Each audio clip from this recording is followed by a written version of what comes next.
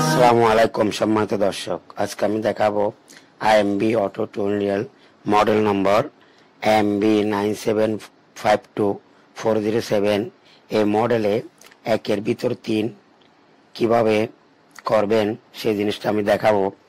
তো সম্মানিত দর্শক, আমার এই নতুন নতুন ভিডিওগুলো সবার আগে পাওয়ার জন্য আমার চ্যানেলটি যদি সাবস্ক্রাইব না করে থাকেন এখনই সাবস্ক্রাইব করে দিবেন, পাশে থাকা বেল আইকনটি বাজিয়ে দিবেন। আমার ভিডিওটি ভালো লাগলে একটি লাইক দিবেন এবং সবার কাছে শেয়ার করে দিবেন।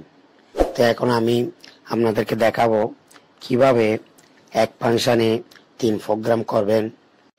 তো এখন আমি আপনাদেরকে চালিয়ে দেখেছি, শুধু সুইং সেটিংয়ে গেলাম। সেটিং যাওয়ার পরে আমি ডব্লিউ ওখানে ক্লিক করছি। ক্লিক করার পর আমি ফ্রি বাটনে ক্লিক করছি। ফ্রি বাটনে ক্লিক করার পর এখানে আপনার প্রয়োজন মতো যে কয়টা স্টিচ দরকার অতটা একটা পয়েন্ট দিবেন। 8 হলে 8, 7 হলে 7, 5 হলে 5। ও পয়েন্ট বরাবর আপনার স্টিচটা হবে। ও স্টিচটা করার পর মেশিন অটো উড়ে যাবে এবং নাইফে কাটে দিবে।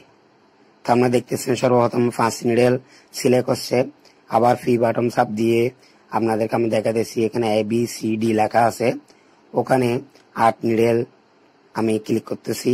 ও 8টা স্টিচ হবে, মানে যে কয়টা দিব 8, 7, 5, 3 এভাবে স্টিচটা হবে। তো আপনার প্রয়োজন মতো আপনি স্টিচটা করে নেবেন।